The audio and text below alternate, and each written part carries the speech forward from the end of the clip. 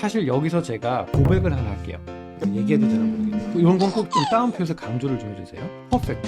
잘생긴 원장님 안녕하세요. 오케이, 좋은 질문. 글쎄 이거는 되게 의아한데 너무 어려운데. 자, 정답을 좀 알려드릴게요. 성형 카페에서 꾸준히 활동하는 유저입니다. 카페에 나와 있는 원장님들 평을 들려드리겠습니다. 갑자기 두근거리는데? 김한조 원장님은 유튜브랑 성격이 똑같고 수술 결과는 대부분 만점, 100%가 아닐까? 그런데 박명수 닮으셔.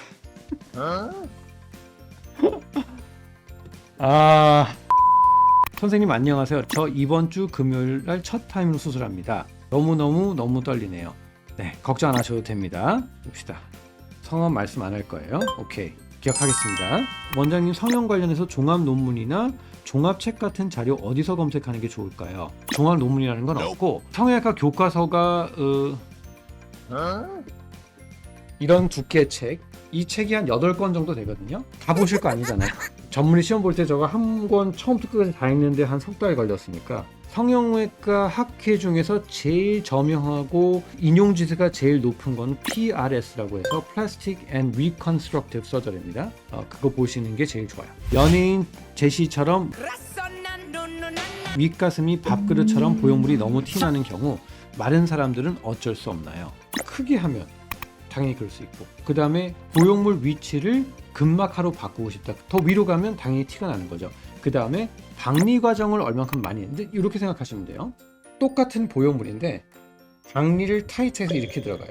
그럼 윗볼록이 생기죠. 근데 박리를 좀 더 넓게 해서 편하게 들어가요.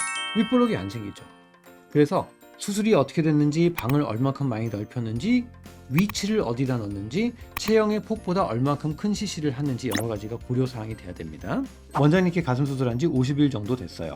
아직 목욕탕을 못 가서요. 왜 못 가세요? 가셔도 돼요. 전혀 문제 없습니다. 세신을 하실 때 바로 누워서 하시는 건 괜찮거든요. 근데 엎드려서 누웠을 때 가슴 눌리는 게 통증이 있다면 그거는 좀 피하시고, 굳이 등을 하고 싶다? 그러면 가셨을 때 타월을 좀 두둑하게 위아래를 받쳐서 가슴이 좀 눌리지 않도록 하시면 좀 도움이 됩니다.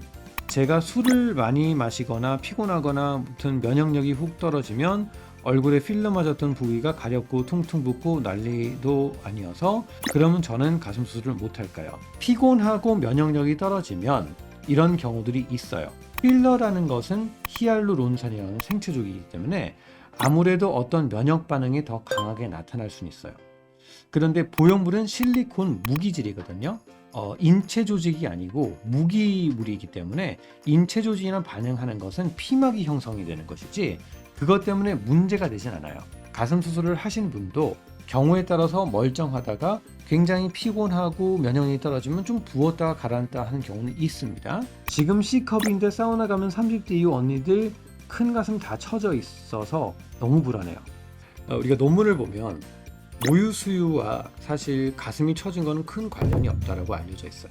그런데 저는 제가 수술을 하는 사람 입장에서 예를 들어 똑같은 조건에 비슷한 크기의 가슴을 가지고 있는데 수유하고 다 지나서 이제 수술하셨어요. 한쪽만 굉장히 늘어져 있는 경우예요. 그러니까 딱 보자마자 혹시 수유하실 때 오른쪽으로만 수유하셨나요? 원장님 어떻게 하셨어요?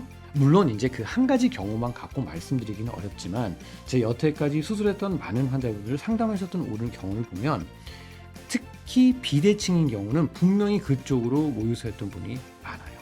확실히 모유수유하는 게 처지는 거 영향이 있습니다. 요즘 가슴 수술하는 유행이 약간 크게 티나게 하는 추세인 것 같던데 나중에 할머니가 되었을 때 후회할까요? 그러면 나중에 할머니가 되었을 때 후회하지 않기 위해서 지금 덜 큰 거 하고 후회하실래요? 아니면 지금 내가 만족하는 크기를 하고 할머니 갔을 때 후회를 하느냐? 그건 제가 답변 드릴 수 없어요. 저는 큰 거를 하라고 절대 유도를 하는 게 아니라 걱정을 미리 많이 하시는 분들이 분명히 있어요. 할머니가 되었을 때 고민은 할머니가 돼서 하자.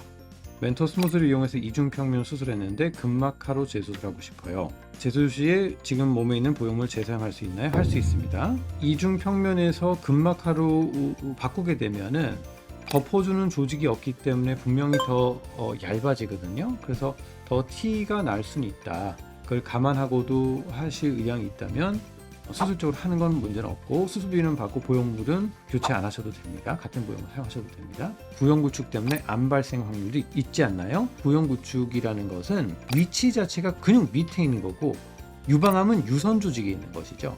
그래서 림프종하고는 관계가 있을 수 있겠지만 유방암하고 관계는 없습니다. 원장님이 중요하다고 생각하시는 순서가 궁금해요. 제 영상들을 보면 아시겠지만 저는 충분히 공부를 하고 오시라고 말씀드려요. 저는 다른 원장님하고 상담하는 거 좀 달라요. 내가 원하는 거를 정확히 알고 와야 제가 만족도를 높여드리는 거지 제가 추구하는 미의 가치가 모든 환자한테 적응이 되는 건 아니죠. 근데 어찌됐건 그 모든 상황에서 가장 중요한 거는 당연히 안정성일 거예요.